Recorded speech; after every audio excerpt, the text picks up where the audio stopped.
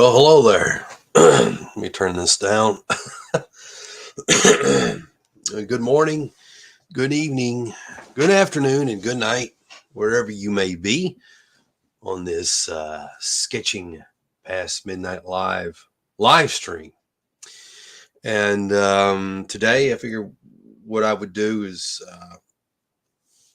just kind of give you an update on everything going on with the anthology. I promise not to bore you too bad. Okay. So I already have pulled up a PDF that we can go through fairly quickly to look at all the pages that I've done.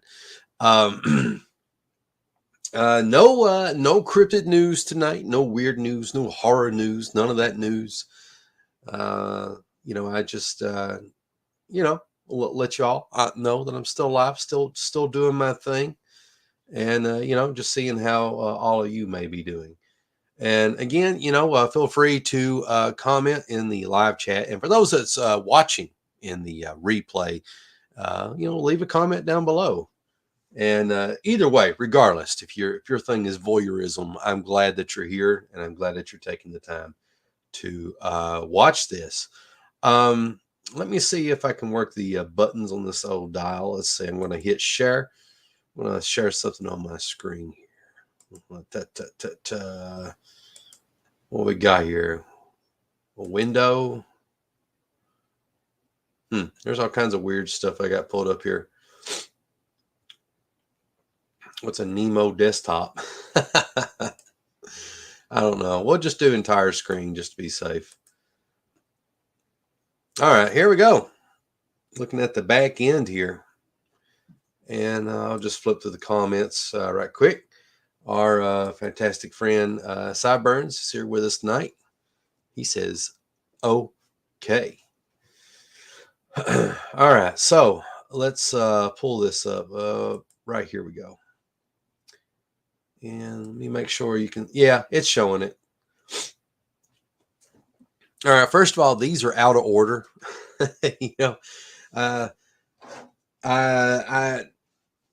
I'm a bit of a lazy boy when it comes to things, and when these pages got scanned, they were all sideways.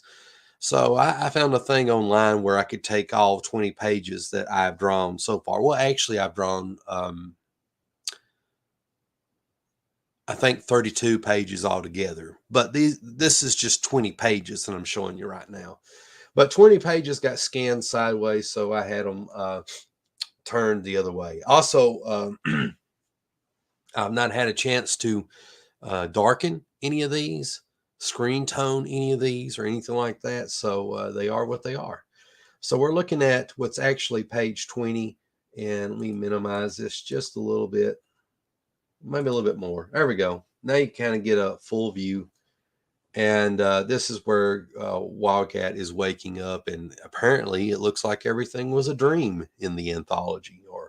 Or was it? It's going to be one of those or was it's, because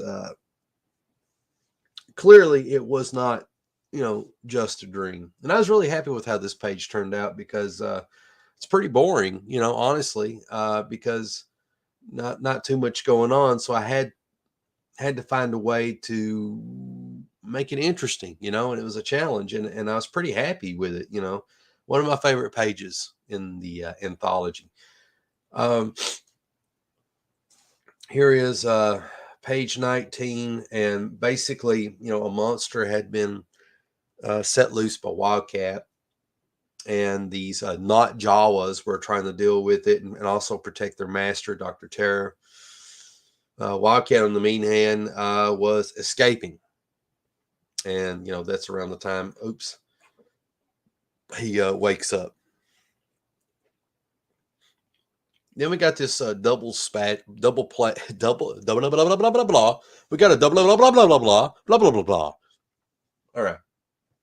Now we got this double page splash page. Ha! I did it. What you're only seeing one of the pages here. This is the right side, and you got all these not Jawas dealing with this behemoth of a beast, and then we see Wildcat on the other part of the double splash page. enjoying the chaos that he's unfurled here. In the prior page, we've got Wildcat, who is escaping his confines and stuff like that. Still more escaping going on. And I like this page. Pretty cool. I like this page too. It's all good. It's all good. I was trying to do, I'll zoom here a little bit. I don't know why it's all blurry. I don't like that. Yeah, that's no good. That better not. Oh, there we go. I was getting ready to freak out, because, you pay people to scan something for you, and you don't want blurry. So anyway, I was trying to do these little black spot thingies on the rock arm, do something different.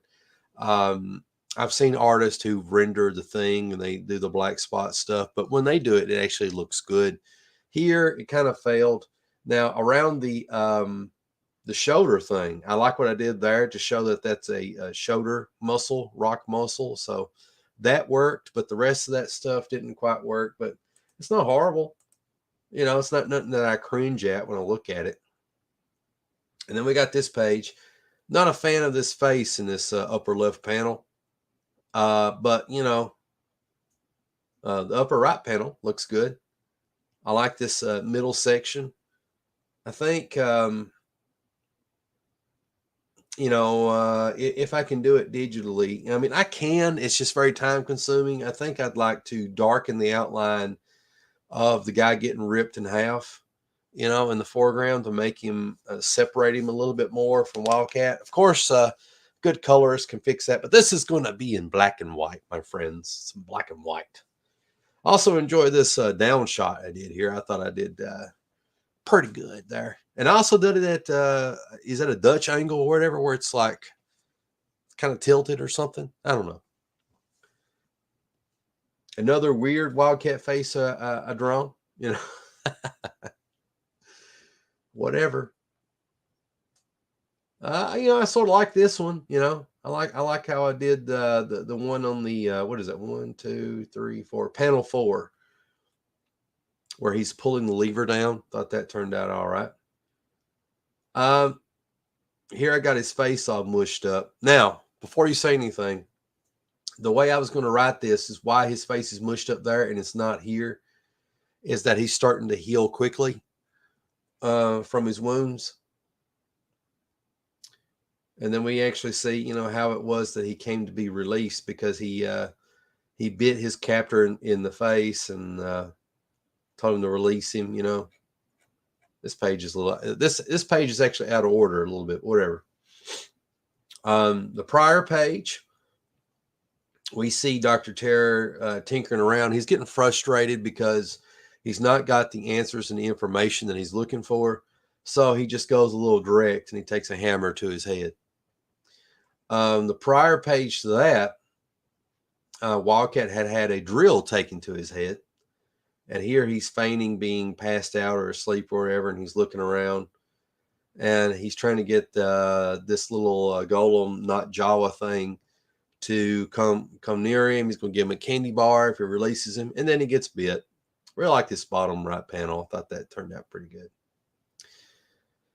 Another page that's out of order. We see Wildcat frustrated.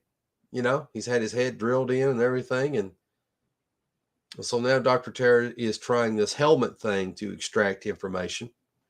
And I want to point out too, in the anthology, a lot of these pages I did are going to precede a lot of the contributors' stories. So the idea is, like, every time Wildcat gets his head drilled, head hit, gets knocked out and gets a helmet put on, all these other things, it's going to be a segue into somebody else's story. I was wanting to find a way to kind of like bring them all together into one cohesive thing. I thought that would be kind of neat.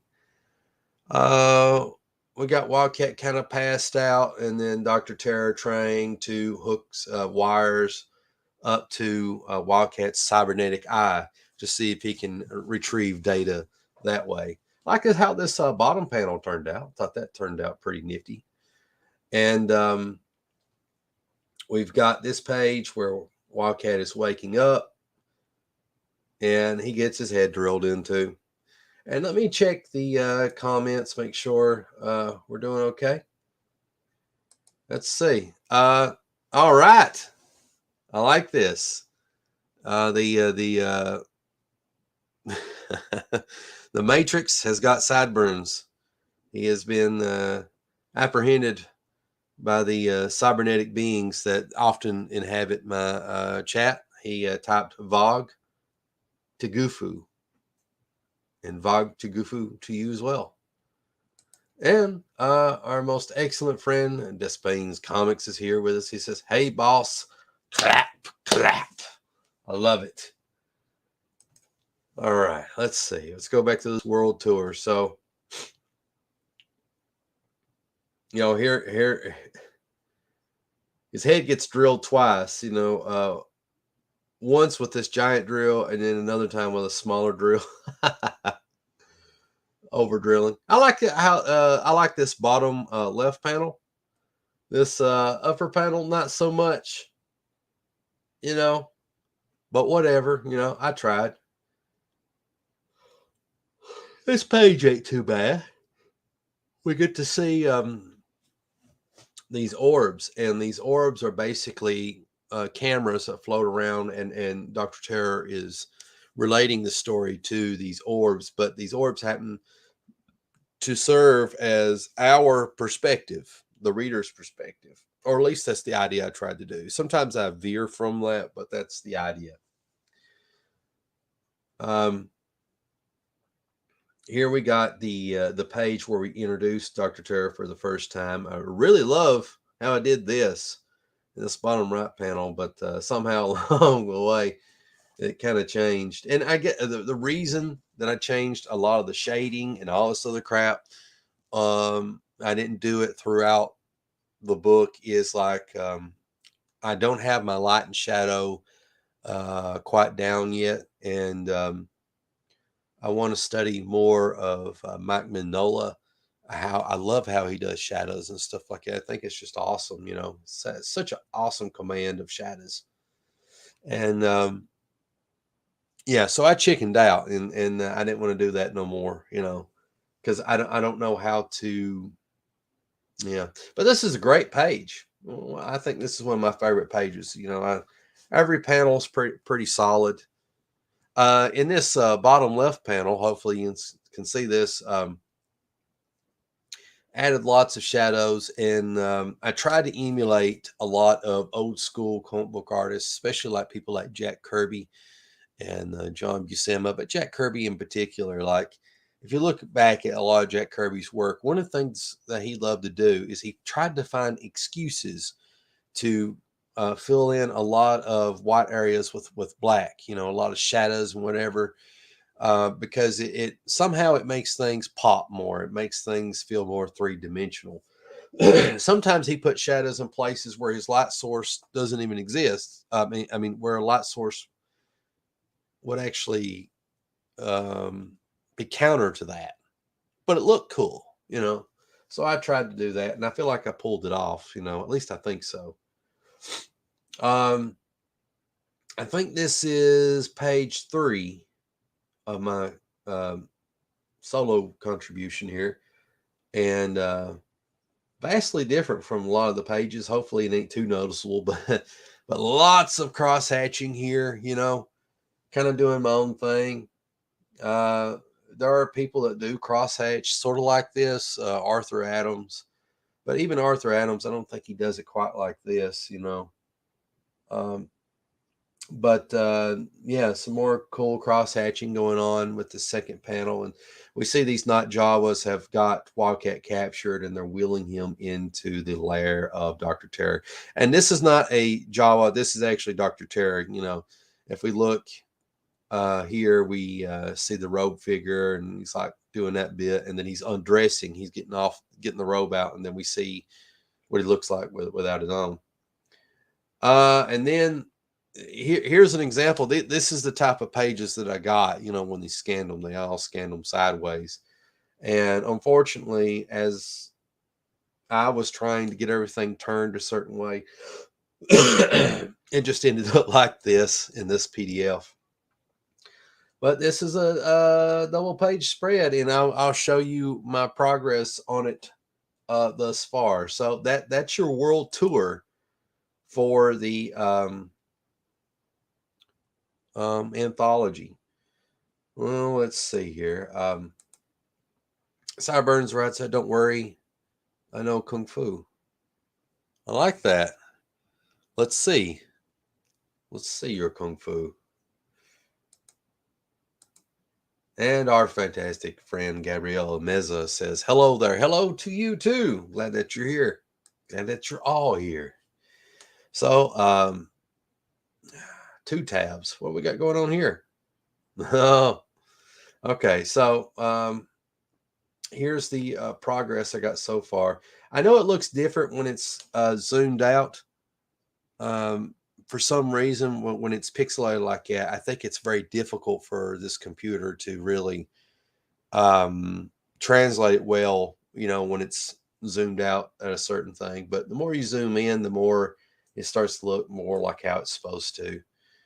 Got some very crude here. It looks like finger painting right through here. Move this thing out of the way. Get down here. Let's see, we're right here. You're out of the way right there. Perfect.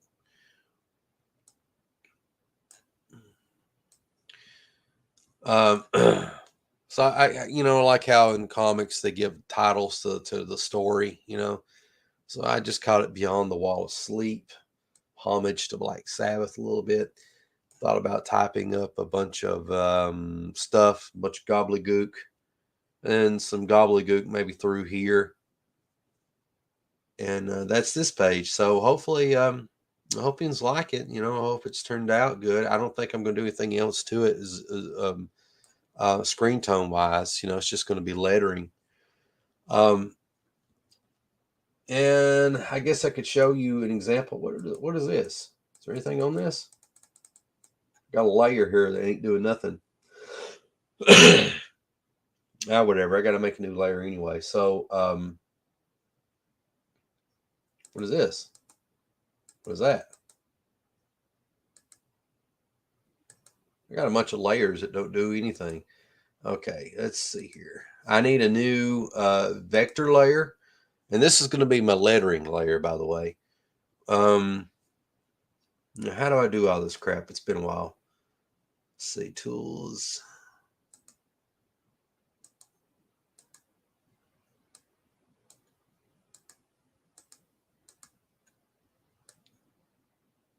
Okay. I think I need to go to select and man, oh man, I've actually forgotten. That's no good.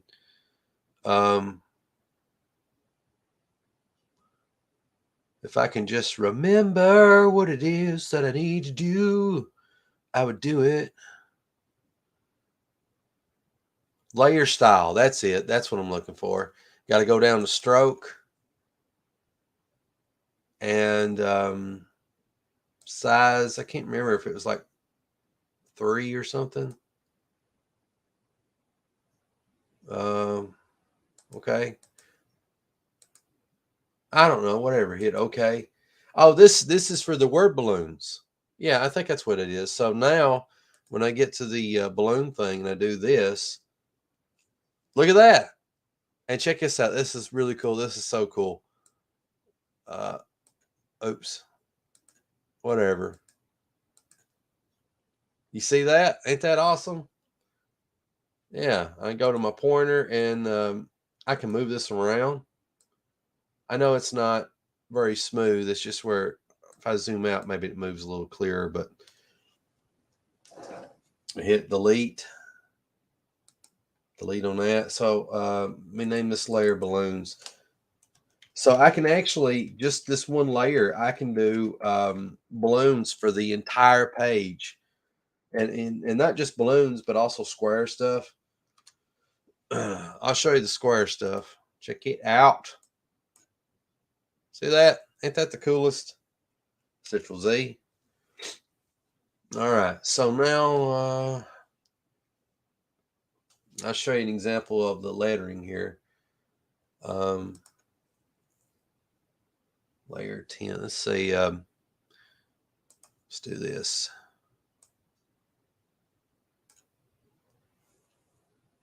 And I've got all kinds of custom fonts that I've installed here. What is the main one that I've been using? I can't remember. It's like I'm asking and you just have no clue. So I don't know, CB. I don't know what fonts you use to letter your comics. You don't have to be mean. Just asking. I don't know. I like these Comica fonts are like totally free, by the way. It starts with a K, and so just look up Comica fonts. Just download them all. Custom install them. It's not hard. If I can do it, you can do it. I think I'm going to use this one, and then I need to change the color to that, and then we'll just kind of do this. All right, now the other thing I do is like, hopefully you all can see what I'm doing, but there's this little thing that says align center. You hit that, and it makes it look more comic booky. And we'll hit save, and there it is. And then I can move this around. The only bad thing is, for whatever reason, and I feel like this is like a broken thing that Credo doesn't realize, is that you can't resize it here. I wish you could do that. There's other programs that can let you do that. Now, I think you can rotate this. See that? You can rotate it.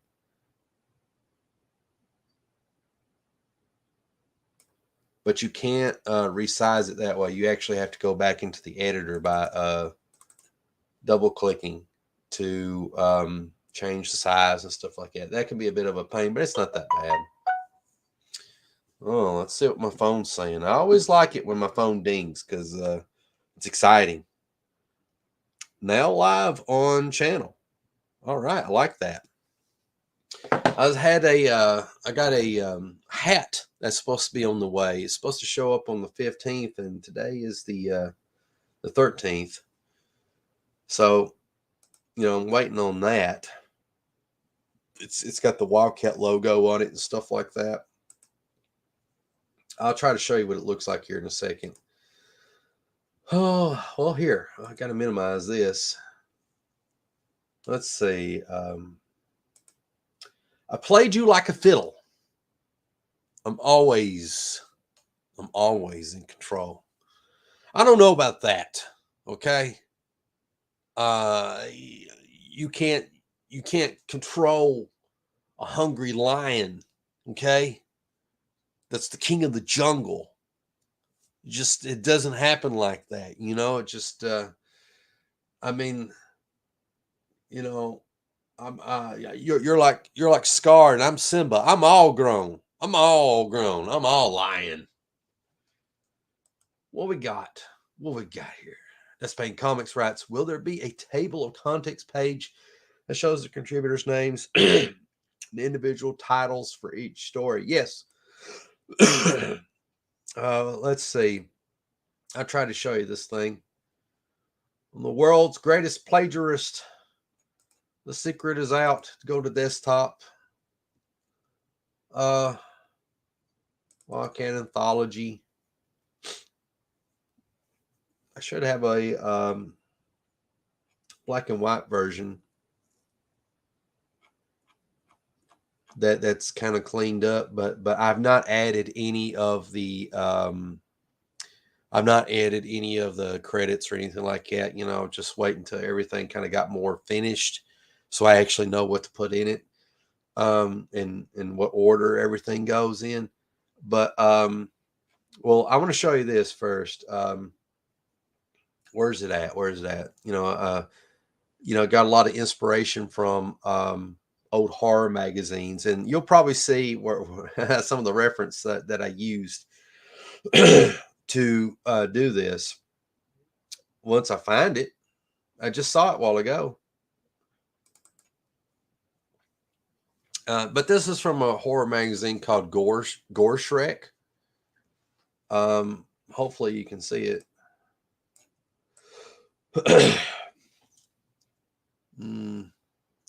And I love how it's got the logo there, the light and shadow, and then it's got these credits here, and it's got the legal jargon at the bottom. It just looks really nice. I like that. It's really cool.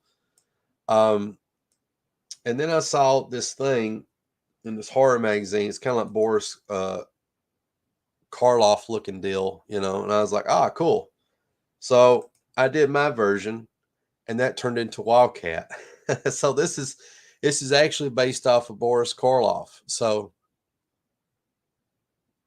yeah, that's right, Boris Karloff. Yeah, the guy who was the Frankenstein's monster. So this is going to be the credits page. So up here it'll have the name of the anthology, just like the Gore Shrek thing. And then down here I'll have the credits and then the legal jargon at the main bottom. So this will be the credits page.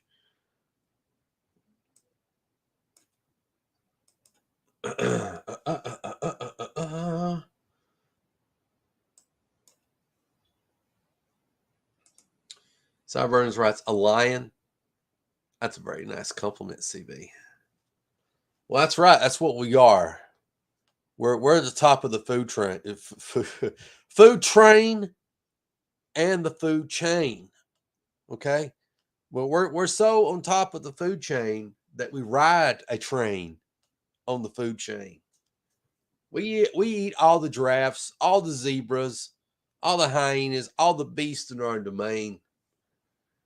That's what we do. All right, so I got this going on here, and what I want to do is I really need to think. I need to put my writer's hat on to figure out what elegant words that I'm going to put down through here and over here too, so I'm going to close this out. Has been. Do you want to save it? Yeah, why not? I'm all about that. I love Krita. Krita's awesome. I also have really enjoyed Media Bang, but Media Bang Paint, they don't have it for Linux for some retarded reason. I don't know what the deal is with that. But no. I don't know if you can see this, but there's this new thing that I've been using called Element. A buddy of mine by the name of Johnny Castro introduced me to it. And Element is basically the same thing as Messenger. It does exactly all the same stuff as Messenger. You can video chat, text chat, private rooms. And there's like multiple rooms that you can just hop into and all this other stuff. And the cool thing is it's on a blockchain, so it's like a lot more secure and private. And, so just want to point that out. Really, really like that. I also got the Center web browser, which is made by the people of Gab, and it's supposed to be another one of these things where you got more whatever that means. But we're not talking about that. We're talking about graphics. Open up Krita again. Da ba da da ba da da. Somebody be like, why didn't you just CB? Why didn't you just leave it open and just close the thing? I don't know. I don't know why I do the things I do. I just do them.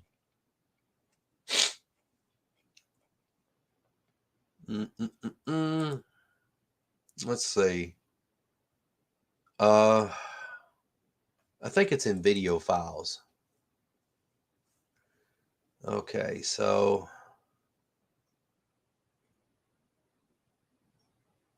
where's that? Drag and drop, baby. Let's make this 300 DPI. I don't know if it's really necessary. But here's one thing that bothers me is like in Media Bang, width is 1700. See, look at that. 1101. What should just stay? Whatever floats your boat. 300. Okay, whatever. But Media Bang paint, that you don't have that trouble.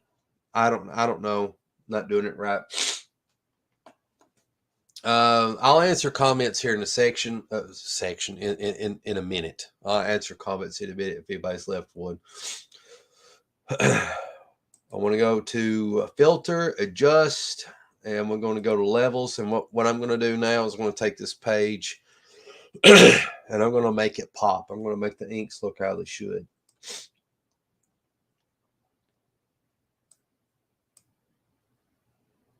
All right, and now I want to get rid of some of the grime.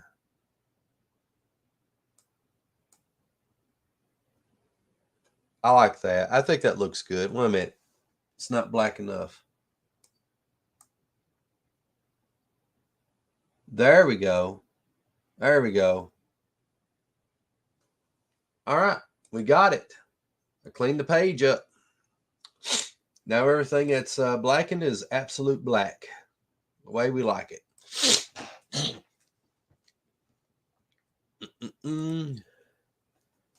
All right, so Let's Paint Comics writes, that will be cool. How are AKA Pad and Jan's pages coming along? Well, I can show you. I will show you. Just give me 1 second here. I got it. I'm a terrible multitasker here. In this folder, it's called video files. I'm making like 2 videos back to back, and I'm not failing horribly. Shoot. Let's see. Here is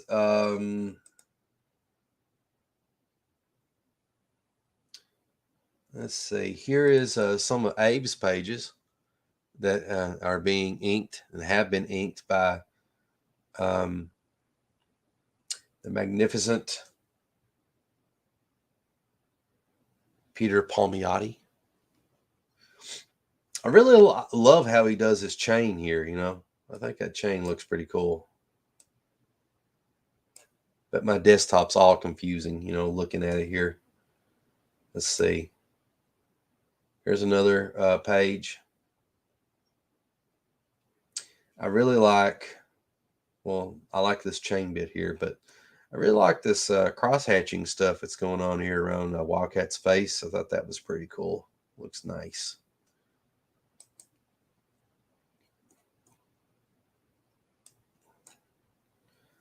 We got this struggle bit going on here. Looks like these guys are being let out of cages. And we got these shock collars on, I think. And then we got this guy who's putting on a show. Wildcat doing his thing. I haven't figured out what this hole is. If this is a portal, if this is a hole, like in I think in the original Star Wars, when didn't Luke like fight a big monster that was down in the hole? It's been forever since I watched the original trilogy. We got another random page here. Wildcat, I guess, at a bar. He's talking to some girl. Some of this looks like flashbacks. Maybe all this is a flashback. I like how these dogs came out. You know, I know sometimes I pick the dumbest things to really get fixated on, but man, these dogs are top notch right here. That's some good looking dogs. Like if I was to do that, yeah.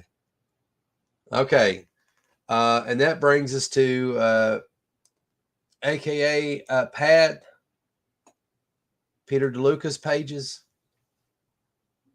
And, you know, we got Wildcat falling here and hitting the ground hard and ready for battle.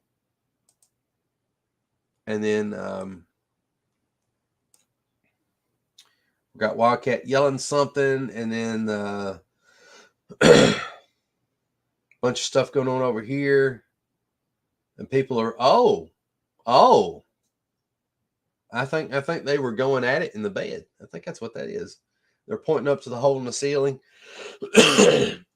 And then here's this villainous woman. I can't remember what was the makeshift name that he gave her. Well, you know, look at all this line work. Really, really cool. You know, the scritchy, scratchy stuff. I like that. All right, and I think I got one more thing to show you. Okay. So here's some of Jan's pages.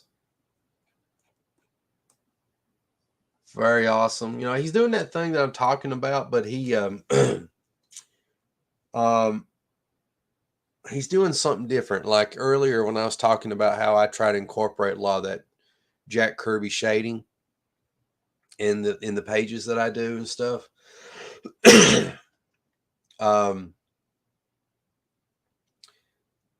Here he does the same thing, but he allows like these lines of light to infiltrate, you know, the shadows and stuff, which is unique.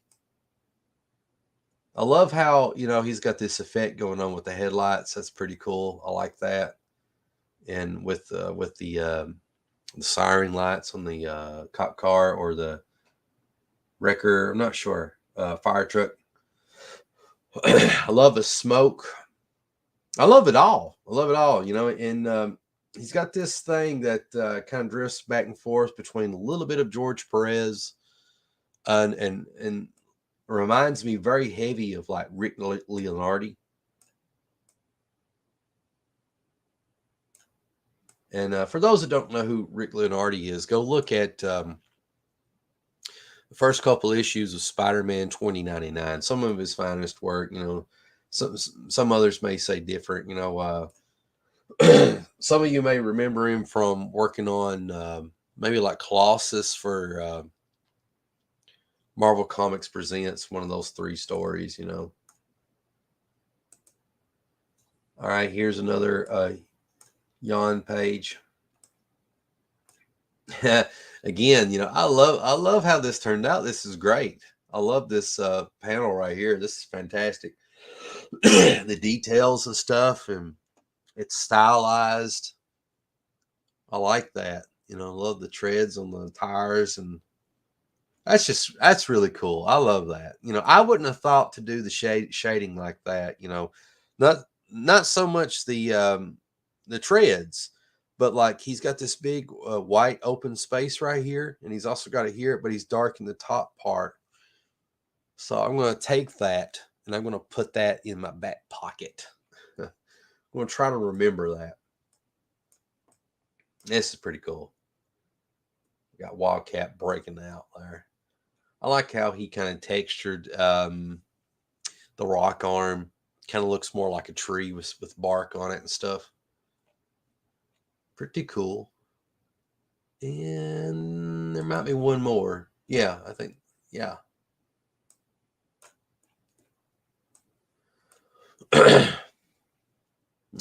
Some more awesome headlight effects and stuff like that, lighting. This looks almost like a secure compound type of deal or a secure area. And then we got this guy, he's got a drone with a little robot attached. Something's going on here, some X-Filey stuff. So that is the Jan pages. And I'll show you a few of these. If I can find them.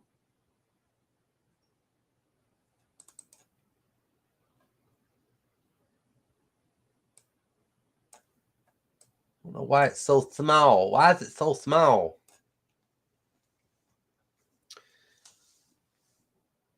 Here is some of R.J. Johnston's contribution, and look at his amazing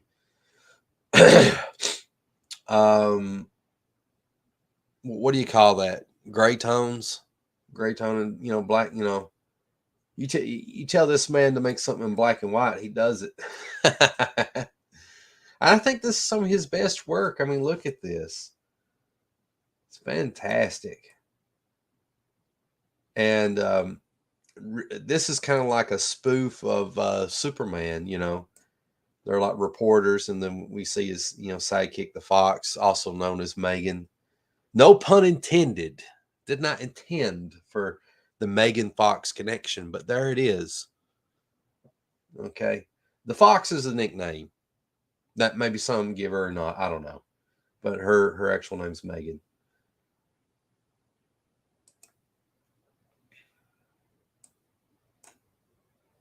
Dang it. Get up here. Having a conversation here, and then we see Karen. There's a Karen at the bottom here, making life difficult for everybody.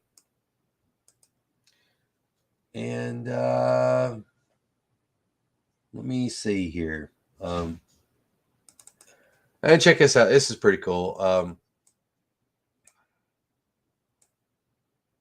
We see one of Wildcat's villains is actually the editor-in-chief of the paper, Cronus, or Kronos. I don't know how to pronounce it. I go back and forth. And then, Wildcat ends up fighting like a evil version of himself later on. So I don't want to get too much into that. And then let's see. I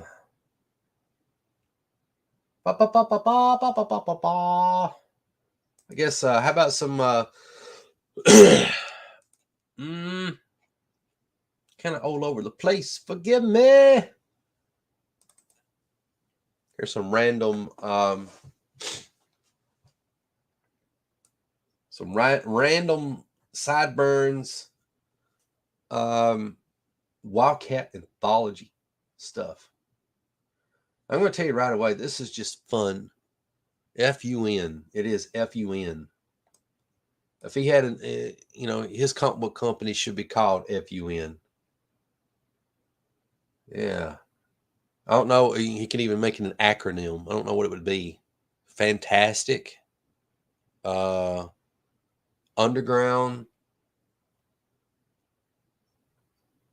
Nagagiri. I don't know what the M would be, but whatever. But look at that. That's pretty cool. And I tell you the other thing that I love is these. I love his character designs. If he ever decides he doesn't want these characters, I'll take them. They're cool. They're really cool. I love that. Instagram, baby. Here's another one.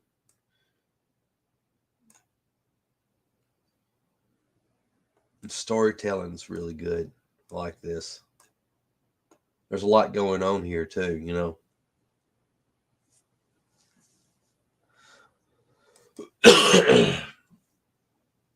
And these are random pages, kind of out of order, by the way. I like this panel here. That's a cool shot of Wildcat. I like that.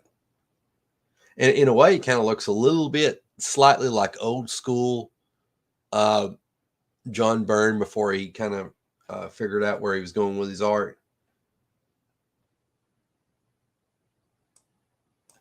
I like it. Love it. All right, let's see. But anyway, this whole folder that you see here, this thing right here, this is video files. And so one video I was going to make was letting people know where I'm at on social media and that sort of thing, one of those deals, because I really need to get the word out of all these things that I'm on, as my channel just slowly grows and that sort of thing. Also, I'm on Odyssey, by the way, so check me out there, trying to grow that booger. And the other thing I want to do is make a Wildcat promo ad video thing for the anthology. So all these files here, Jan stuff, Peter 1 and 2s, Abe's, BW Sims,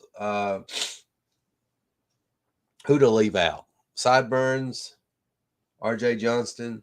I got all their stuff pretty much in this folder. Not like all of it, but like I felt like some of the pages that that maybe I could do something with to get people excited. The only thing missing is I'm going to have to hunt like some, everybody's picture, or something like a picture, something to represent them, because I, kind of plug them too. I got an idea in my head what I want to do, but I don't know quite what I want to do just yet. Let me answer some of these comments. Have you got my pages, CB? Youngs look awesome. We just saw those. I know it's old comments, so I'll skip that. Yes, and his pages do look awesome. I really like his light and shadow and that whole Prezi / Rick Leonardi thing he's got going on.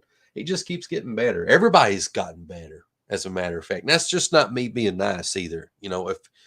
If I honestly didn't have anything nice to say, I wouldn't say anything. So the fact that I say everybody's stuff's gotten better is a real, real, true, blue, sincere compliment. I mean, it's the truth. Really digging Jan's pages. I am too. Sideburns writes, I like Wildcat being in the office setting. Yeah, it is pretty cool. I like how those sleeves are rolled up and stuff. It's pretty cool. Fungible, uncut NFTs. All right. Somebody's going to make money. Hey, you know what? Speaking of that, wait a minute. Fungible, unreleased NFTs. Oh, or FUN, fun. There you go. You've now got a new company name for your stuff. All right. Nice. But speaking of, well, this ain't quite NFTs. I don't know. I got all kinds of stuff. Bookmarks. Will it pull it up? Ooh, I better not do it on that, because if I do that, it'll take me off this. I was going to show you like this knockoff YouTube and this knockoff Twitter. It's somewhere from Southeast Asia that has taken and uploaded all my tweets and all my videos and all this other stuff. And it's just like, oh my gosh, it's a big mess. Well, it's not a big mess, but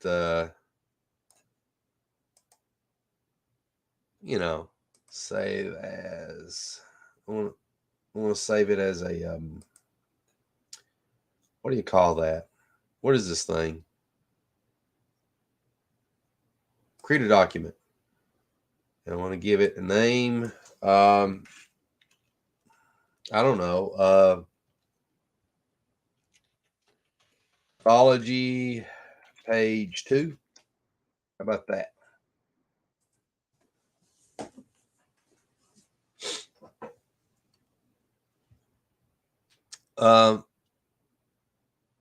But yeah, anyway, I forgot what I was saying. But anyway, they upload all my stuff. I'm not mad about it. I don't think it's like anything nefarious where somebody's trying to rip me off and stuff like that. But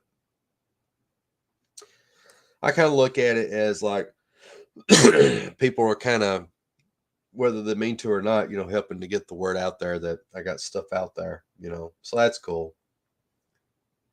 And I guess I'll start me a new thing, and I'll set this to multiply so I can actually do interesting stuff on it.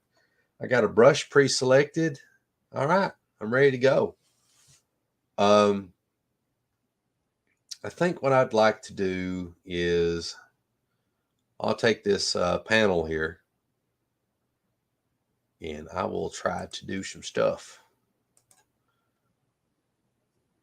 So yeah, this has pretty much been your update for the anthology. Everything's trucking along pretty good. I'm going to make that promo video soon. I've just been sidetracked because I had a lot of drama that was happening. I guess last week. I think that's what it was.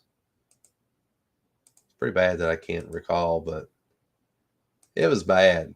Last week was a bummer. I mean, I had some, crazy stuff going on at work, where my life was getting more difficult. But, that's how it usually goes. What's going on here? See, make sure. All right.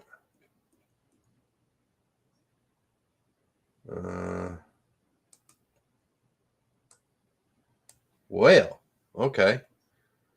Opacity 100. What's going on with our tools here? Something's not working.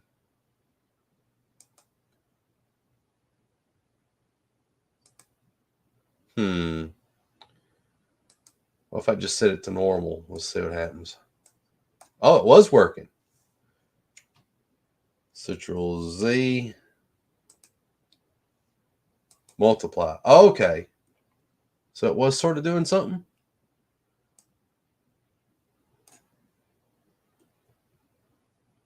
Well, this is weird. I don't know. What if I move the layers? What if I move them back? All right, let's try a darker one. Oh, shoot. I know what's going on now. Control Z. Yeah. I don't know why, but get up here. Quit being dumb. Geo. Try to do something and it's making me look goofy on my own show. But anyway, yeah, I had grief at work and I dealt with that. But it's got me thinking, it might be time to move on. It's been time to move on, honestly. It's just one of these things where you're afraid of where, there's the devil and then there's the devil you don't know, and would you be kind of worse off going somewhere different, So that's kind of the issue I'm having, The other problem is, last week my guard dog, my good buddy Duke died. He had disappeared over the period of 2 or 3 days, and didn't know where he went. We were worried that maybe the coyotes got him, but I didn't believe it. I was hoping that the best case scenario was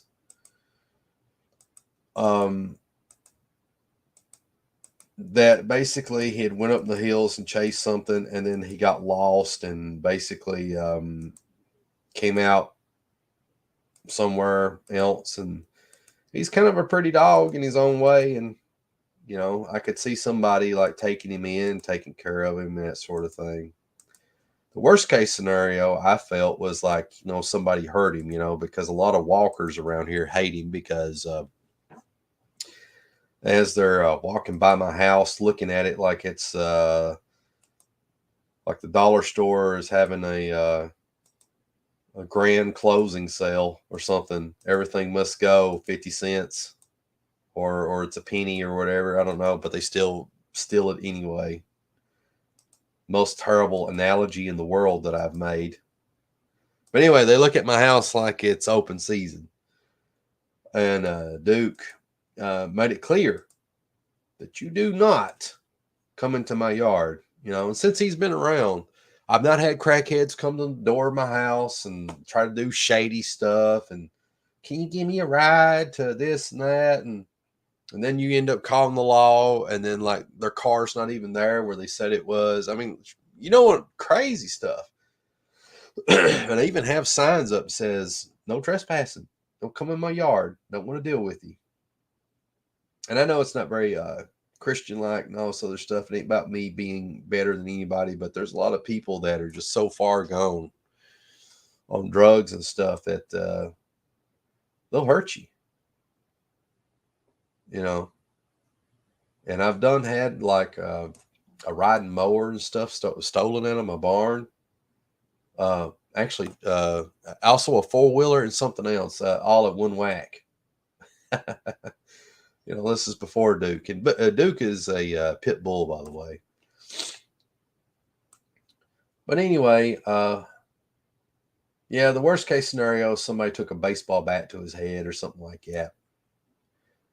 And we ended up finding him, and he was on the side of the hill next to the barn, where the road is at. And it looks like he got hit by a car, and the car had hit him on the side of the head, I think.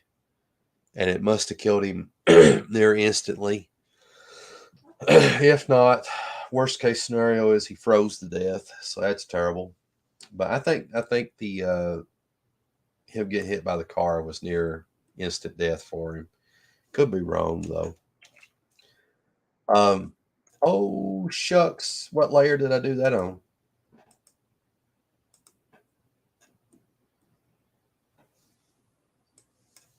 You know what? I don't care. Whatever. Whatever. Let it be. It is what it is. I ain't undoing it. I'm just gonna leave it just like that. But anyway, so Duke died, had trouble at work, and then also had something else happen where um,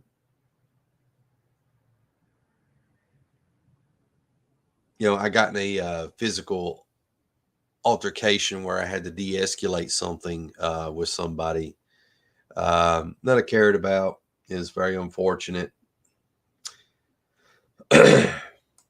And the law got involved and stuff like that. And this person, they, I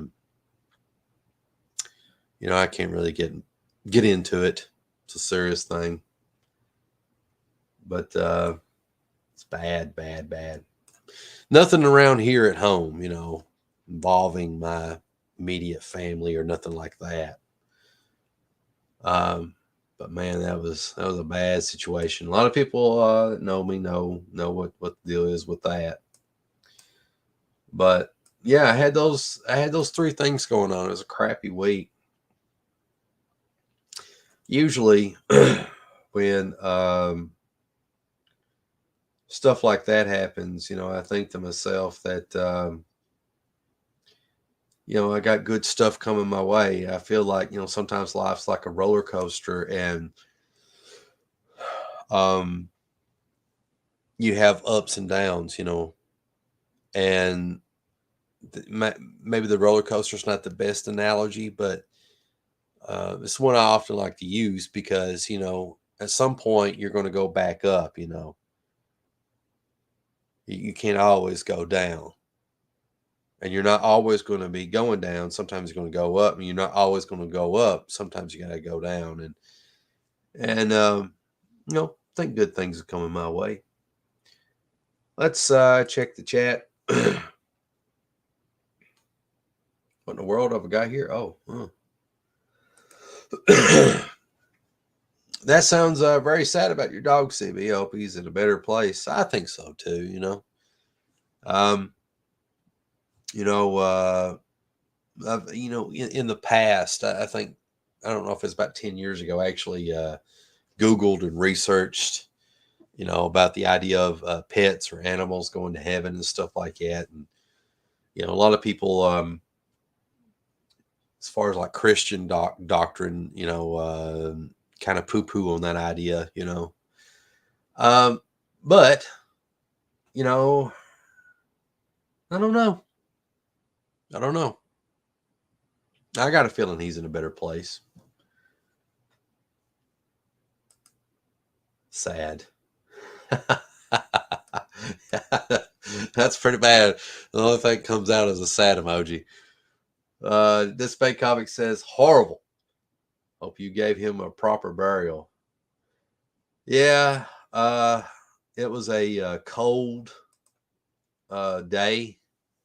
The in-laws had found him, and it's pretty crude, honestly. The whole thing, I took a garbage bag and He's like, I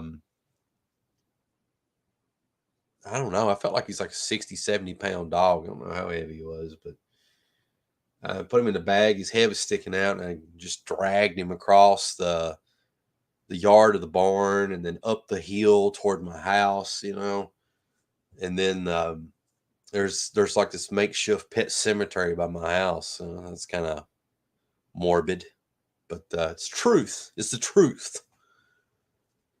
And so I found him a spot and then dug him a hole that was about, I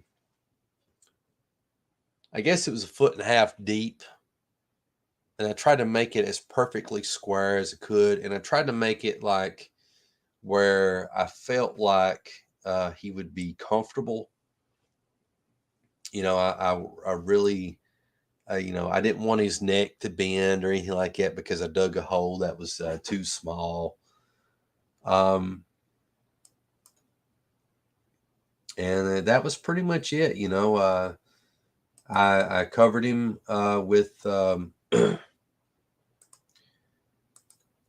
covered him with dirt, and that was pretty much that. I didn't even pack it down. It sounds really mean to say, but as crude as it sounds, you have to pack it down sometimes because you don't want animals to dig your buddy up. And my wife was asking me something, what time I was burying him. I can't remember what it was. And usually I have like words or something I say, kind of like kind wishes to send them off from their way. And I couldn't do it because if I did, I would just bawl like a baby. And I just really wasn't in the mood to cry because, all the stuff had been going on during the week. It's just too much. And so, I remember now the specific reason why I didn't, give him any parting words as I was doing it. It's like, there's no way I'd be able to finish digging the hole. Um, I tell you this one interesting thing for those of you that are curious. Every time I dig one of these holes for these beloved pets, they kick the bucket for one reason or another every 10 years or so, give or take. Um, I always try to make these perfect little square holes and stuff like that. There's this movie, and I can't remember for the life of me what it's called, but it stars Mel Gibson. And it's a movie that nobody remembers him doing, because everybody remembers Lethal Weapon and him getting pulled over by cops in real life and that whole rant he went on to, and his Mad Max movies. But uh, Mel Gibson starred in this movie where um, he played this guy that used to be in the military, and he kind of been ostracized and excommunicated by the community he lived in because he got accused of something horrendous. And this kid who's like 10 or something like that ends up befriending him. And he, tries to shun the kid away, but the kid's persistent and the kid wants to get into like a military academy. And so basically, Mel Gibson helps him. And one of the things he does is try to help him with mathematics and stuff like that. So he has the kid go out in the middle of the woods and dig I don't know if it's like, it was like a 4 feet deep, 3 foot wide, 6 foot long hole. And he made him dig it to those dimensions and stuff like that. And something about him digging that hole and stuff like that really stuck with me in that movie. And it's a great movie. You should watch it. I don't know. It's been years since I watched it, and I have a bad habit of saying movies are great, and then like years later when I watch them, I'm horrified that I even like these movies to begin with. Um, I remember once that I was talking to my wife like 10 years ago, and I was like, "Hey, one of my favorite movies is on here. Let's watch Clockwork Orange." You know, love. I loved Clockwork Orange. And she's like, "Okay." And so I convinced her to watch it, and we sit down and watch it. Now, this is a movie that I hadn't watched in many, many, many years, and I watched it like 3 or 4 times in my youth. Back when I was a teenager and I was in high school and stuff like that. It's funny the things that you remember and the things that you do not remember when you're younger, or at least for me. Like I have a very special mind. And so I had sold this as one of my favorite movies of all time, about one of my favorite directors, Stanley Kubrick, which that hasn't changed. And so as we're sitting there watching it, within 5 minutes of that movie, this gang basically is hunting this girl down, and they're getting ready to rape her. They're ripping her blouse open and everything. Oh my gosh. And I'm like, well, hang on, it gets better. Just hang on a minute. And then, about, I don't know, about 10 or 15 minutes into the movie, the anti-hero protagonist, basically him and his gang, they break in this old man's house, and then they're basically raping the woman, and then beating the old man up with a some phallic symbol statue and stuff like that. I never will forget what my wife told me. She looked at me with a look of horror, absolute dreaded horror on her face. And she said to me, This is this this is one of your favorite movies?" Oh my goodness. Uh and I have to admit, I was kind of shocked myself, because I didn't remember this stuff. I didn't remember any of that. But it was there, you know. And what can you say? I was like, well, I hadn't seen it in years and stuff like that. I know what she was thinking. She is like one of these things of a Lifetime movie where you find out that you're married to a crazy person. And I am crazy, but I'm not like that crazy. I'm not that type of crazy. I'm more like, like, I don't know, get mad and throw a couch out the window crazy. I'm more like that.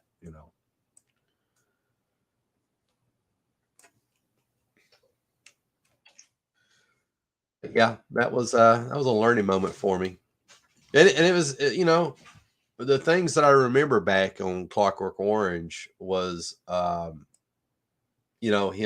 his obsession with classical music, in particular Beethoven, which I liked classical music pretty heavy back then too. His zany demeanor, his accent, and his I don't know, just his swagger. And I also remember, like the torturous thing that he went through as they tried to rehabilitate him, and the fantasies that he would have. So that's the stuff that I remember. And I didn't remember any of the rest of that stuff. So it's kind of weird, this, how the pubescent brain just does what it does. It's weird.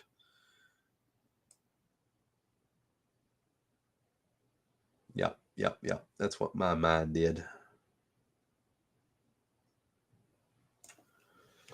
All right, let's check the comments. Let's see. Our super excellent friend Ashen Jackal is here with us. He says, "Hey, I'm glad that you're here as well." Thanks, bud. He says, "One of my first times attending, the first thing I hear is dead pets. I got a pet graveyard too." That's terrible. Oh man. Mine's pretty crude though. I don't actually have headstones. I mean, I try to place headstones, but they end up kind of just going away. I guess I do a poor job at it, but I do dig good holes. I'm very professional about that. I want them to be comfortable. I dug quite a few dog graves over the years. It's hard physically and also mentally being in a bad place. Yeah. And it's like, the thing is, as the man, you know, um, I kind of feel like it's incumbent upon us to dig it, and just kind of suffer through it, because it's a miserable thing. You're digging this hole, and it's not easy, and you have to get through all those stinking roots. You're like, how in the world is there so many roots in this thing, and then you hit these rocks, and sometimes you don't always have the tools that you need. All I had was a shovel, didn't have like a mattock or anything like that. And then you're starting to sweat, and then sometimes it's bad weather. It could be cold out, could be hot, and it was really very cold. So like I'm sweating, and then it's like the sweat is just like freezing on me. And on top of that, I'm trying to keep it together. Don't want to go, "Oh, I miss you, Duke." I couldn't even say any kind words to him. That's how bad it was. I mean, he knows I loved him, and then, sometime later, I would go out to his grave and, say what I meant to say that I couldn't say at the time because I was a mess. It was a mess. I was very stoic though. I only teared up once. I got told to me that my first puppies were put down. It was sad for me at the time. Well, that's terrible. Oh, I like the direction I take my live streams. You never know what's going to happen on this show. I'll take us to dark places. We're going to go darker still. Bass Gibson.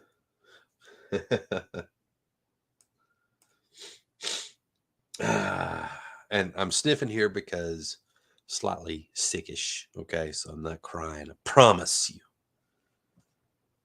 I promise.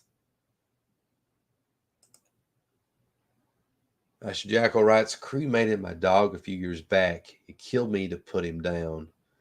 I had him cremated and still have him. Well, that's kind of cool.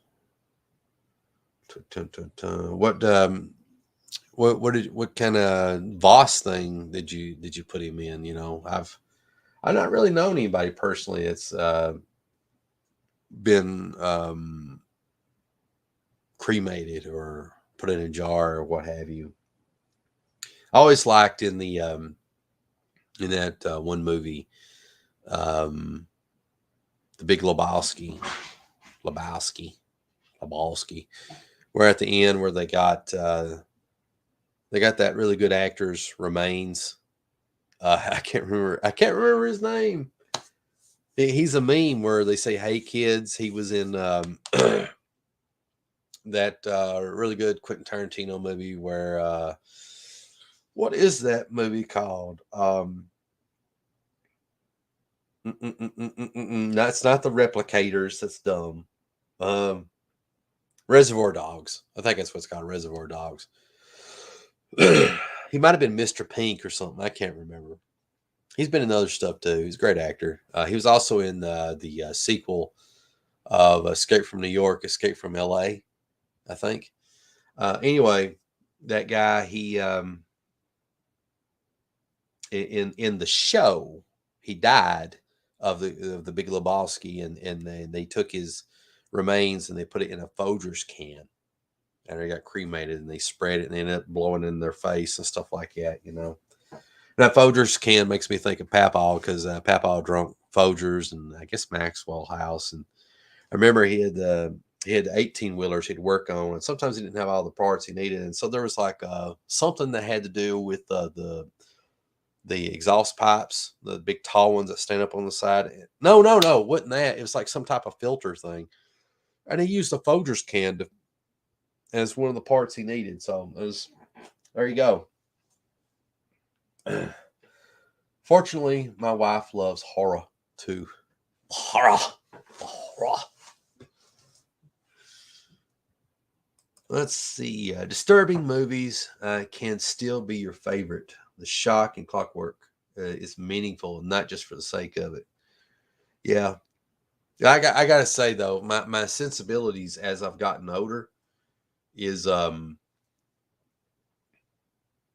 is uh is there a way I can hide this or make this bigger? How can I do this? Can I do that? Yeah, let's just do that. But my sensibilities as I gotten older, like my tastes have changed. It's sort of like I remember like in high school and post high school, Judas Priest was like, I just couldn't stand the singer. And then one day, and I'd been out of high school for several years and working at Burger King and getting into adventures and all this other stuff and shenanigans, driving my red 1989 Ford Escort, and was looking for things that I could put in the tape deck there. And then there was a cassette, the greatest hits of Judas Priest. And I was like, oh, why not? So I put it in, and there's stuff like the Green Monolishi, Breaking the Law, Screaming for Vengeance. I don't know. I can't remember half the stuff on there. Living to Midnight. And it's like, oh, it's like, wow, I get it now. The guy is a great singer, so I really liked it. And the same thing kind of happened to me with Clockwork Orange. And I may come back full circle on it, but when I look at it horror now because of the things that are in it. It's still a great film, but it's like it's tainted to me now. It's tainted to me. I wonder what I would think of it if I watched it now that enough time's passed, in this phase of my life. The Spain Comics Friends. I read the book many years ago, A Clockwork Orange. Interesting factoid about that is I'm not for sure. I sometimes get it mixed up with The Warriors, which is another awesome movie. But I think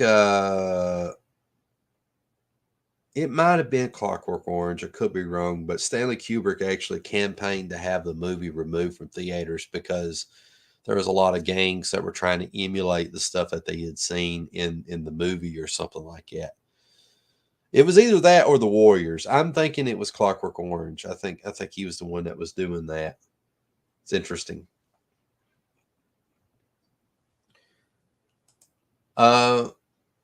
Like they were put down without my knowledge while I was at school one day. Oh, the puppies.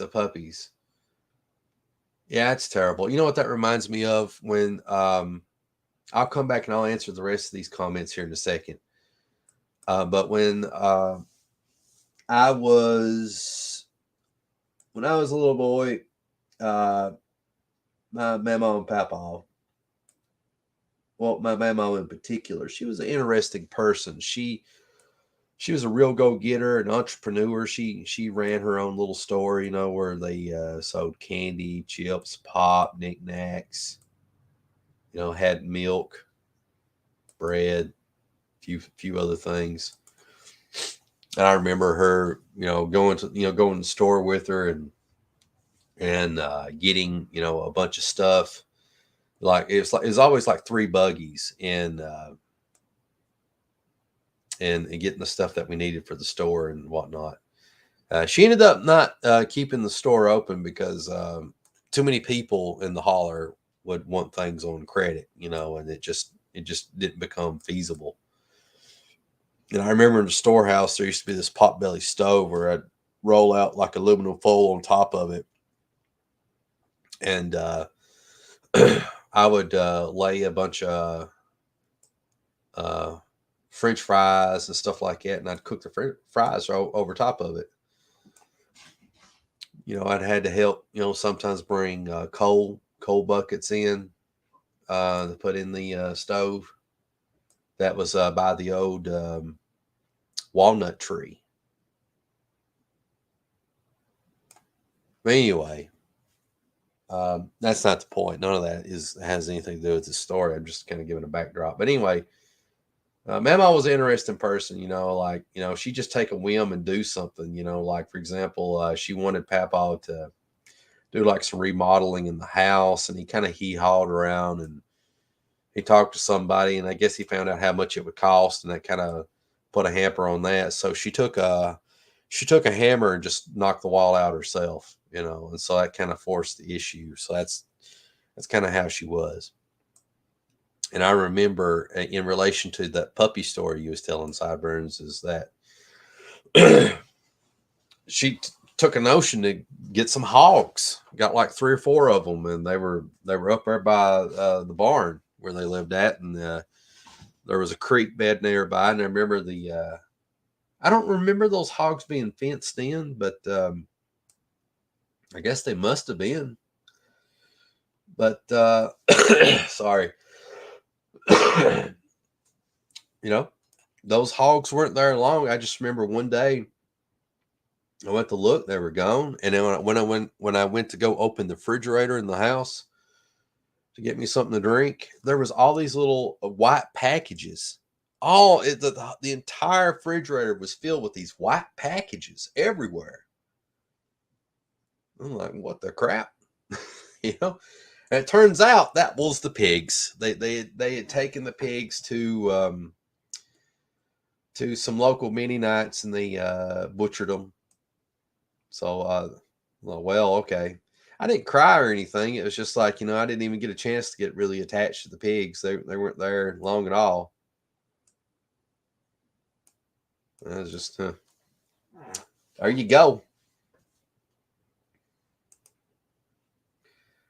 All right. Let's see. Abe writes, Steve Buscemi. Thank you. That's the guy in The Big Lebowski and Reservoir Dogs, who's also in that meme, Hey Kids, was in the sequel, Escape from Los Angeles, and a whole bunch of other stuff that I can't remember offhand. That's him.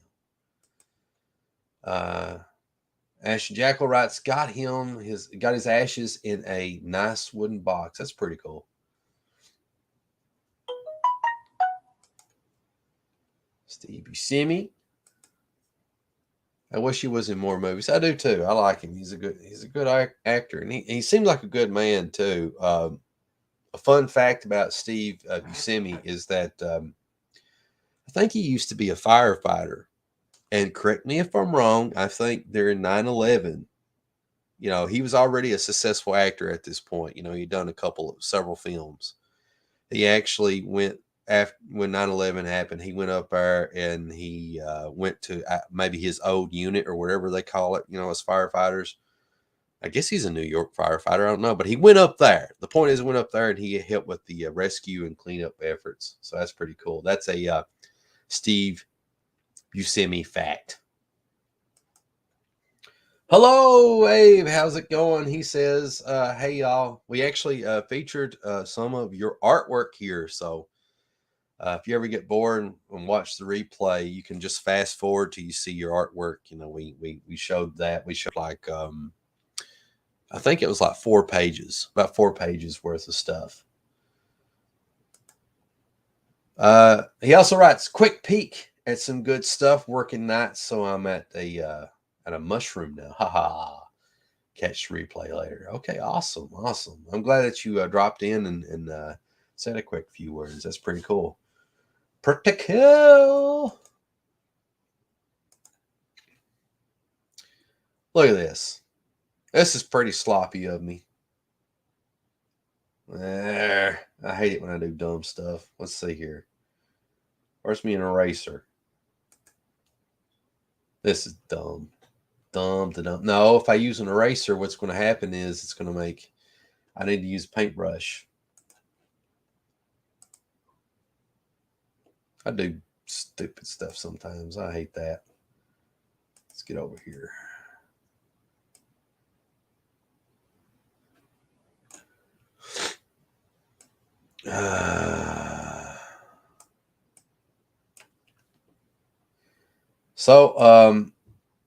I forgot where I left off at. But yeah, it's been a bad It was a bad week. Trouble at work. Um, trouble with somebody else, and the dog died. Bummer, bummer, bummer. But this week has turned out fairly decent, I guess. But the only thing I've done is play Fortnite. Been playing lots of Fortnite. I This is the most productive I've been in the bit. While I was at work, I did manage to ink some of that one page that yous have all seen, but that's been pretty much it. I've been very negligent and not very productive at all. I hate that. I can't stand it. Um, because I put pressure on myself. I really like to do this for a living. Make a career out of it. Granted, there's a lot that I need to learn. There's more that I need to do. I need to push myself to be better than what I am. But I'm getting there. But the fact is, I'll never get to where I need to be if I'm not constantly drawing and inking and lettering and doing all that other crap. And I've really laxed in those duties.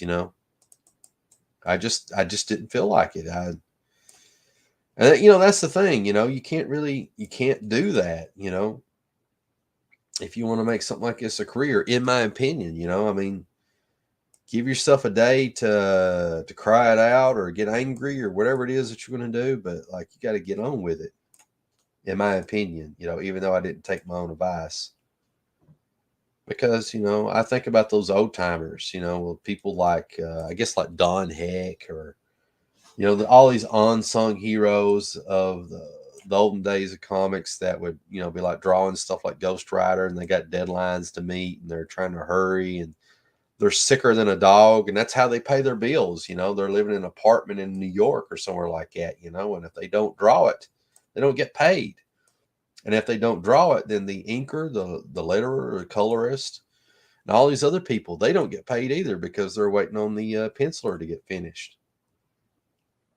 And so,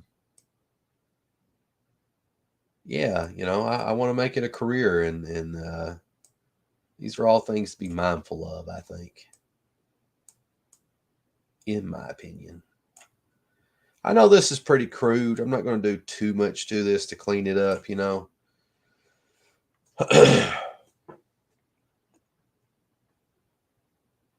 I know better than this blankety blank. I want to cuss. I really do. This is shameful right here, right? I cannot believe. Maybe the part of the problem was that it's one of these things where you draw your lines so dark you that when you erase it, that there's only so much you can do. Maybe that's what I messed up at. I don't know. I don't know why it's like this. But I got a feeling that that's not the truth. The truth of it's probably like I just got excited that I got done, and I just I left it and went on. Unprofessional. CB Smallwood's not professional. He's never going to get a job in comics because he's unprofessional. Don't hire him.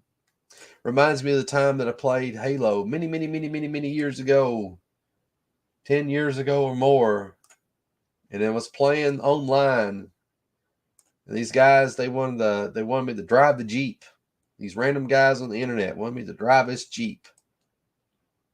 And they were really pushing me to go to the fort, to go to the fort. I didn't want to go to the fort, but I listened to them anyway. And then we wrecked. The Jeep got blowed up and everybody died. And the guy said, and I quote, "Everybody don't ride with Doom X. He'll get you killed. He'll get you killed." Well, I never forgot it. That turd. He'll get you killed. Don't ride with Doom X. Well, I guess the same thing's true here. Can't have a career in comics because you're too busy being dumb, not professional. All righty. Let's see. All right, we're caught up on the comments. Awesome, awesome, awesome, awesome. All right, let's zoom out and kind of look at what we got done here, and always hit save because technology does not love me. I think it's turning out pretty good. I'm pretty happy with it. All right, so I'm back. I'm back. All right, so anyway, I had to focus there for a minute. I was kind of looking. What other news that I got to report? Okay, I got some cool stuff to tell you. Cool things that I'm working on. All right. Cool thing. Number one, in no particular order, is I'm excited to eventually start working on Super American. You know, it's just something after the anthology's done, I like to get into, and my focus on that is to really try my best to be professional in a sense of like getting stuff done. That's my number one goal, is to try to get stuff done and to draw a lot of Super American stuff and kind of let go of being like, I want to be seen as the greatest. I want my art to be the greatest, because it's holding me back a little bit. I need to allow myself to suck as an artist, to be terrible as an artist. When I look at people like Mark Silvestri and I look at his run on Uncanny X-Men, and some people will be like, this is blasphemy. Blasphemy. Well, no. Hear me out. When I look at his stuff on Uncanny X-Men and I look at his stuff now, it's like night and day difference. I mean, you can tell it's the same artist, but the difference is this. I remember looking at, like 2 or 3 pages in a row of Mark Silvestri drawing the Uncanny X-Men, and he's rendering Wolverine. And like Wolverine looks stylistically, well, not stylistically, but he looks markedly different panel to panel to panel. There's not a consistent look for the different angles of the head that he's doing, But when you look at the way he draws Wolverine nowadays, it's very consistent look and all this other stuff. He's had time to figure it out. And, I had a conversation with my good buddy Will Avenger about that recently, where he was talking about, well, what you need to do is you need to, size the head up, and there's a method to that, to make sure that when you're drawing, it all comes out right, which I agree with. But my point, my overwhelming point to that is that Mark Silvestri, back in his Uncanny X-Men days, was focused on telling a story, trying to do the best that he could, but not trying to be Picasso. Well, not Picasso, but Rembrandt. Not trying to be Rembrandt, but just getting it done. And by getting it done constantly, he just kept getting better and better and better and better, And that's what I'm hoping to do with Super American, is to really draw a bunch of stuff I've not drawn before and just laying it out on the page, and just hopefully get better and get faster and more confident at drawing, because I want to make this a career. I really do.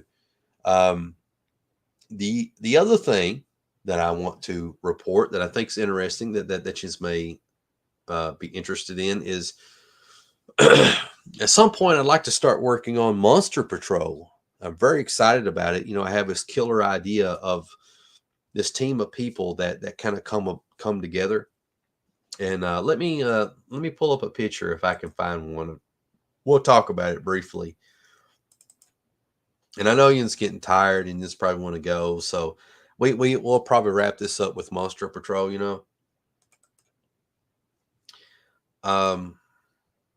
Where's my folder here? Okay, let's see. I got a picture. I'm pulling it up, and give me 1 second. That looks teeny tiny. I don't know about that.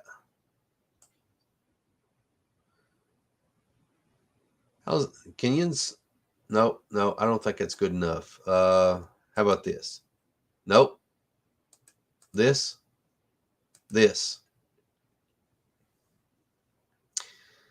All right, there we go. I hope you can see this really well. I don't know. All right, so this is my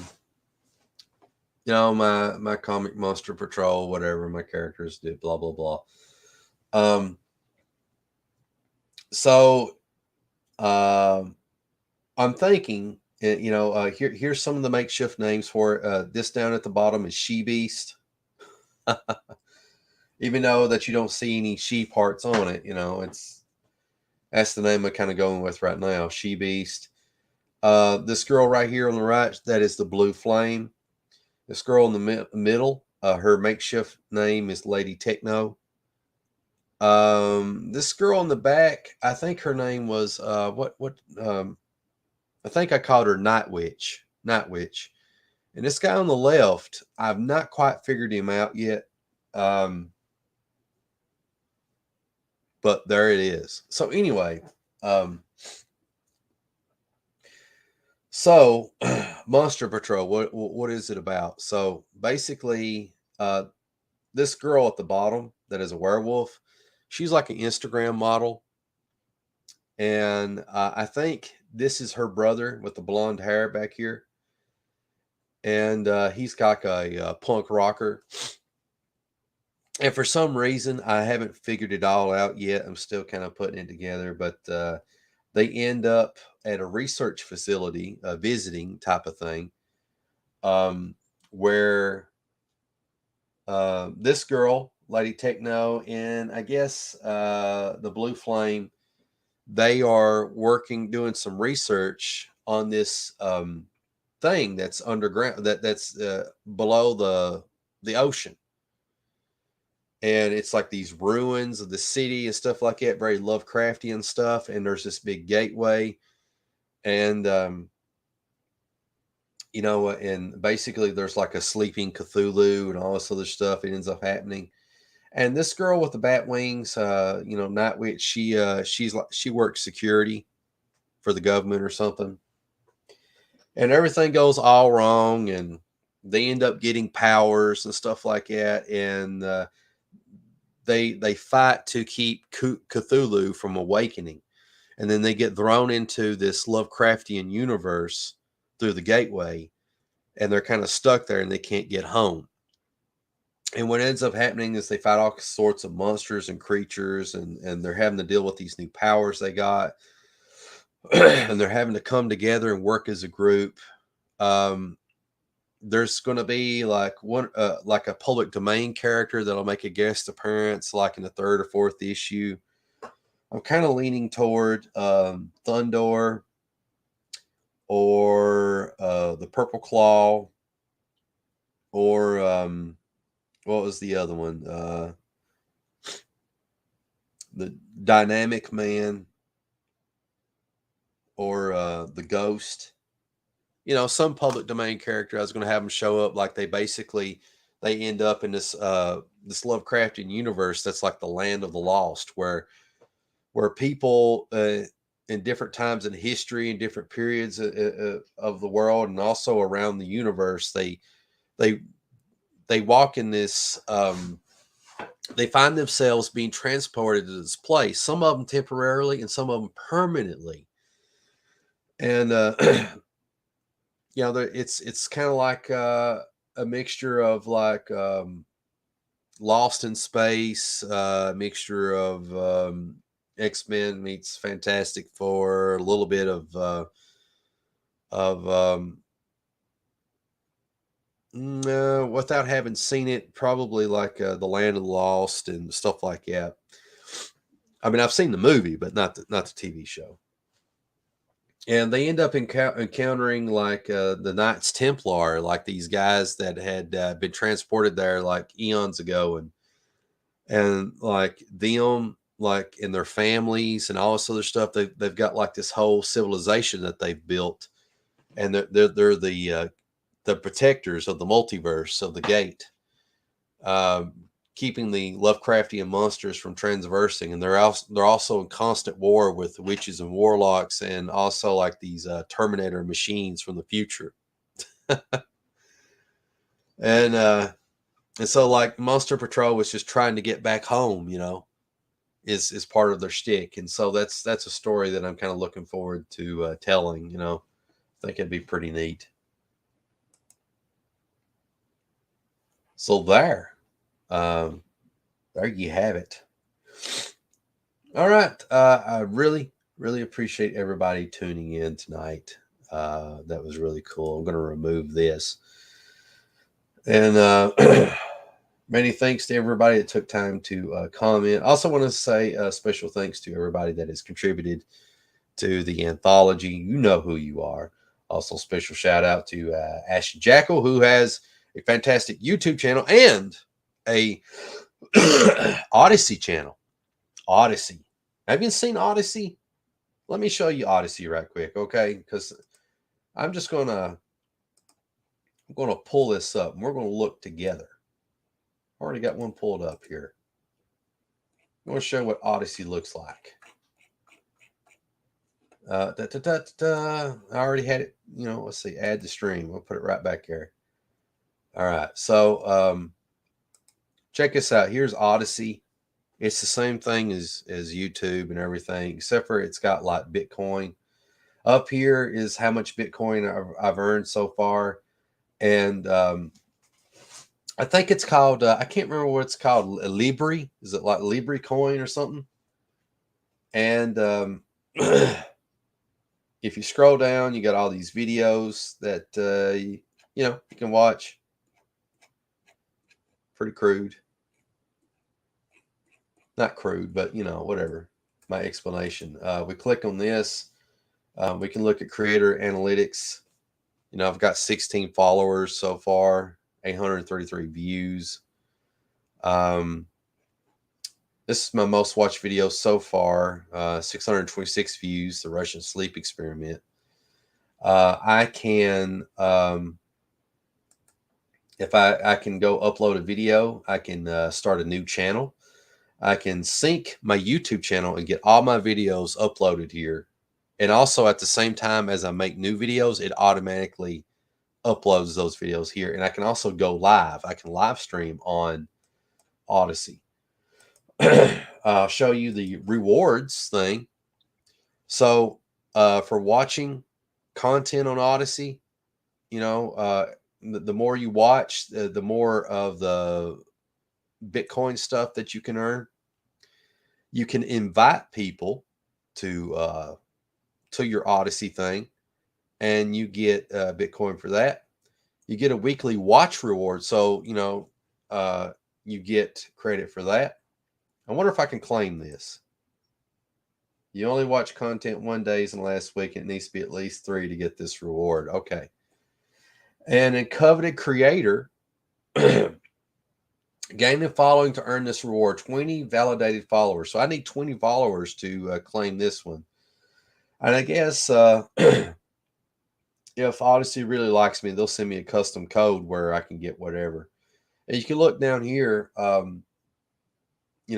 People's giving me tips of Bitcoin stuff right here, and it shows you all my earnings going all the way down through here. A lot of this is daily watch rewards, and other stuff is from people that have watched my content and given me tips, which is pretty cool. There's a lot more to Odyssey, and let's see, we'll go to uploads, and here's some of my videos and channels. And here's what my channel looks like on Odyssey. Pretty nice, huh? And a lot of this stuff uploaded automatically. I really want to pitch it. But anyway, Ashton Jackal is also on Odyssey. So look him up and give him a follow and all that good stuff. Sideburns writes, Libri, like library. Yes, Odyssey is built using the guts of library. So the same people that made library made Odyssey.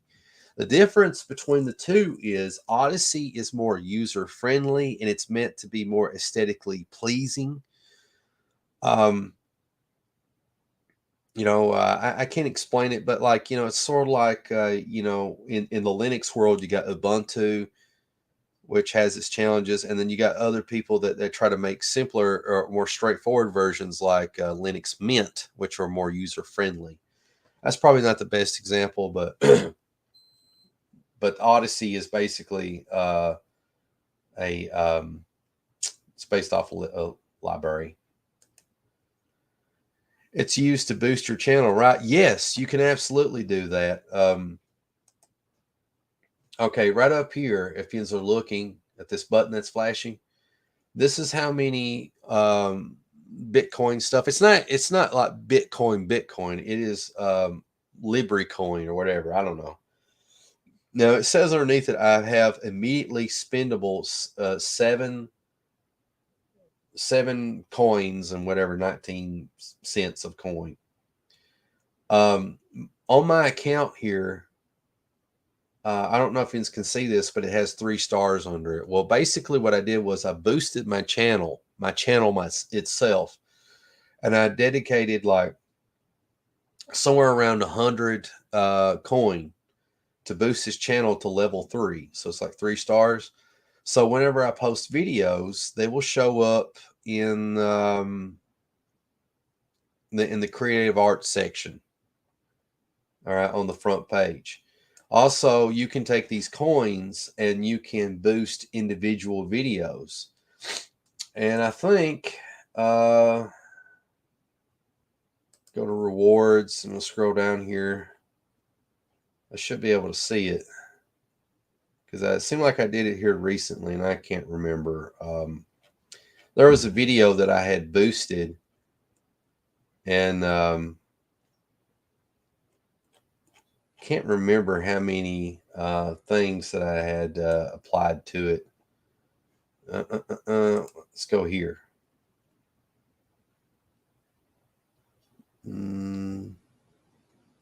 Transactions. That's pretty cool. Looking at the back end here. All right.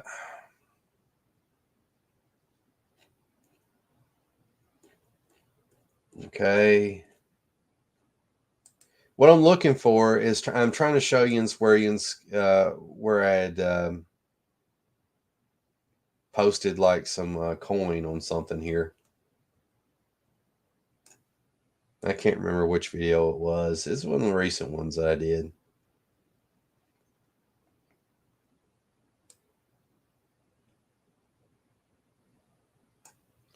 Hot dog. I'll probably have to let it go. But I love Odyssey. It's pretty cool. There's videos on here that do better than what they do on YouTube, and there's videos on YouTube that do better than what they do here on Odyssey. So they both have their pros and cons. But what I love about Odyssey, it's based off of blockchain. I love blockchain technology. And I love the fact that it's an alternative, you know. We need a good alternative, and this is honestly, in my opinion, the best alternative out there. You know, the closest thing is BitChute, and BitChute is actually, out of all the YouTube alternatives, it has the biggest user base. But Odyssey is really taking off. It's getting bigger every month. More and more users are coming to it. You know, and it's growing at a healthy rate. You know. Well, I can't find it. Sideburns says, I'm on Odyssey too. So look up Sideburns on Odyssey. He's there as well. And our most excellent friend, Vititua Pixginjik, says, Voom.today. And with that words of wisdom, I agree. Voom.today.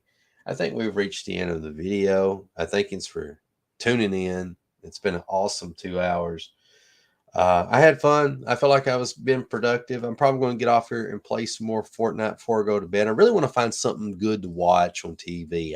I'm caught up on Peacemaker, and I don't know when the new episode's coming out. Here in a couple days, maybe. I don't know.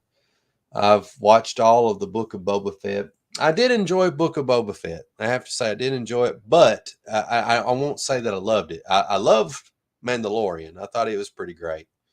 But Book of Boba Fett come across as more like fan fiction to me. there's a lot of stuff that they needed to kind of tidy up before they actually released it. But the last 3 episodes of Book of Boba Fett was pretty good, especially the one where they had the Mandalorian in it, where he stole the show. That was a really good one. But anyway, yeah, so I've kind of run out of stuff to watch, so I gotta find me something something to watch. I watched all of this really awesome Korean zombie show called All of Us Are Dead. All of Us Are Dead on Netflix. That was good. Now the first 2 episodes of that are kind of wonky because they just, I don't know, I just wasn't really buying what they were selling in the beginning. But once it gets started, it's a great show. Yeah. I mean, there is some problems with the zombie genre, like, for example, I've gotten to the point now where I see a bunch of zombies in these zombie movies, and they go around, they bite somebody quickly, and that person gets up and they run around, try to bite somebody quickly.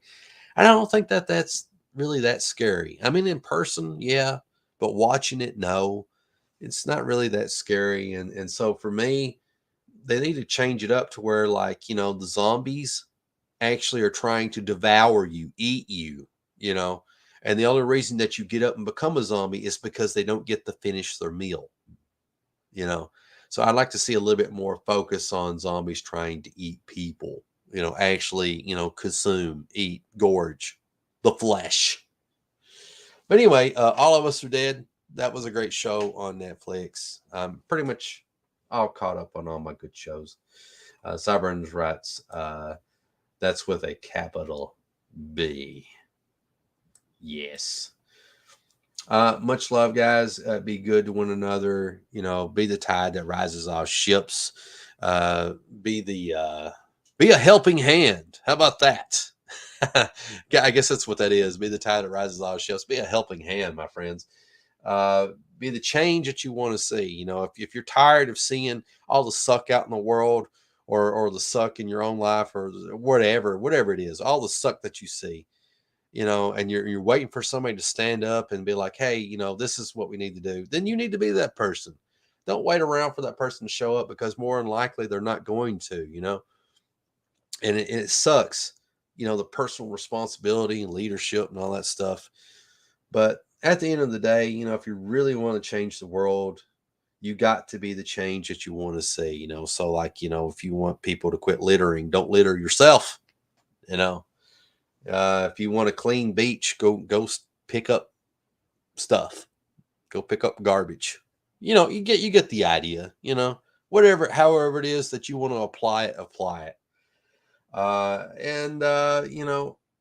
love this little phrase, be bold, be brave, and mighty forces will come to your aid. I'd like to add to that, if you got a little bit of righteousness on your side, then I think, mighty forces will come to your aid, And as always, my friends, carpe diem, love yous a bunch. I really appreciate each and every single thing that you do. Don't think I don't see that stuff, and don't think I don't appreciate it, because I really, really do. And I'm going to get off here. I'm going to have a good time. I hope you have a good time. Go enjoy a movie. Hopefully I'm going to go check out that new that Moon movie. Whatever it was, a fall movie, Moonfall. I'm going to watch that in theaters here soon. Really want to watch that. It's probably going to suck, but I like sci-fi. But yeah, go find something. Enjoy your life. Find the little pleasures, and reach out to somebody you ain't talked to in a while. Tell them you love them. As always, CB Smallwood saying I will see you in the next video. Goodbye, everybody. Well, hello, everyone. This is CB Smallwood, and I just want to say thank you for taking the time to watch this video. And if you want to support this channel, then please head on over to newempirecomics.com. Again, that is newempirecomics.com. And the most important thing that you can do right now, other than hitting like and subscribe to my YouTube channel, is do this. Click on the Join the Mailing List button so that you'll be the first to know when our comics are being crowdfunded, exclusive free goodies, news, and more. You also can click it here, which will take you to the mailing list sign up. Just put in your name, your email, hit subscribe, and you are done. So if you want to be notified when I launch a crowdfunder, or whenever I'm giving away something for free, which I may do on occasion, this is the way to go. Thank you for taking the time to watch this video, and thank you for your support.